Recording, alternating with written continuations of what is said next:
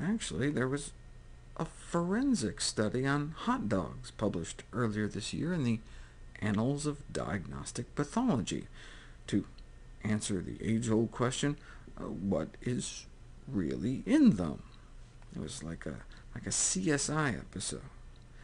They found bone, blood vessels, nerves, cartilage, skin.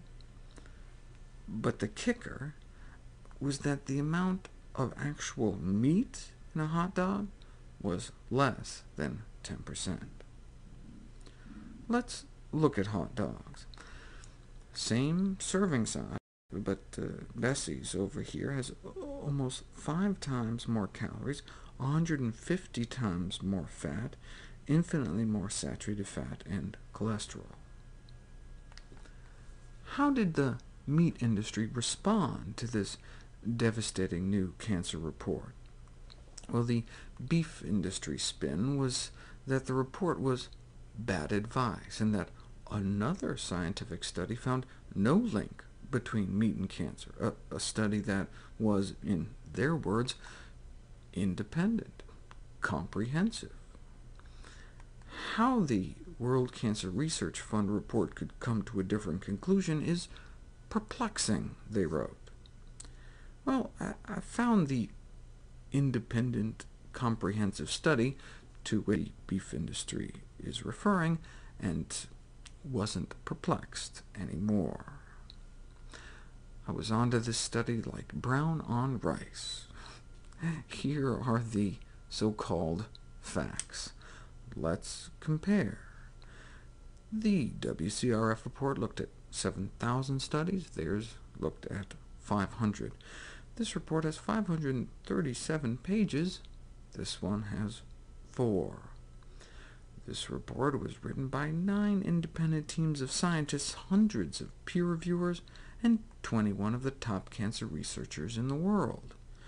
This one was written by these 2 guys. You can't see, but the picture cuts off their cowboy hats. Time spent to produce. This one took more than 5 years. This one literally just says last summer. And finally, the report that found a link between meat and cancer was overseen by the World Health Organization and the Food and Agriculture Organization of the United Nations, and funded by a leading cancer charity. This other one was overseen by a scientists for hire for-profit firm that has come out with similar reports downplaying the risks of pesticides, asbestos, and, of course, cigarette smoke. This independent study, bought and paid for by the National Cattlemen's Beef Association. But if you think that takes gall, wait until you see what the pork industry did.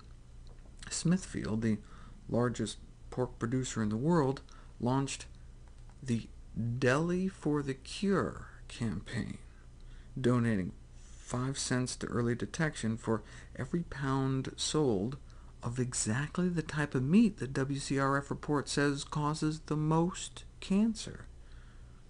I guess it's the least they can do. If they're going to give us cancer early, might as well help detect it early for us, too.